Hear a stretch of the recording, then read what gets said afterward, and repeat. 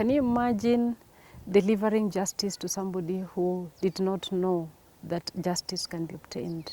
One was a murder, or what we call capital charge for some young men from Kiambio slum, and they couldn't afford legal fees.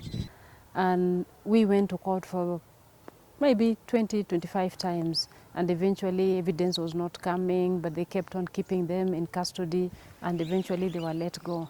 I can remember the hugs I received from them and their families, and that was gratifying. I remember also a lady whose case I did for pursuing a spouse for maintenance of her children. And when it was eventually given and the man agreed to contribute, she actually shed tears. That was extremely moving.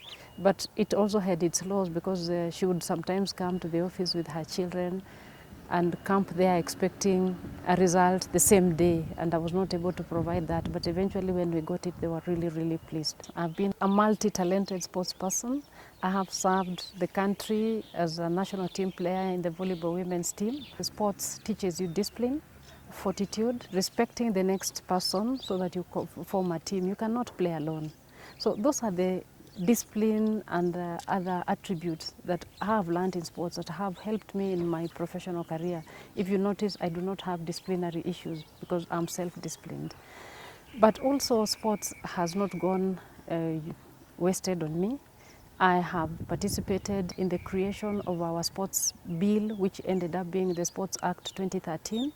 I have contributed to the registration and acceptance of Kenya by WADA, by sitting together with Professor Moni Wekesa and setting up the rules which were later adopted by WADA and Kenya accredited.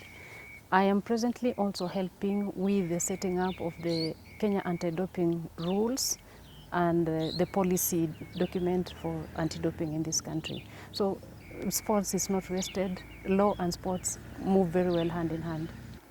The best case I ever had was outdoing my own employer.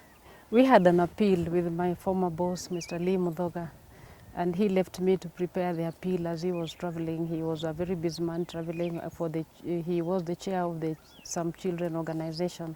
He left me the case to prepare for, and when he came back, we could not agree on how to present the case. I insisted on my path, he did his. He was a very good mentor. And we disagreed and even went to sleep not speaking.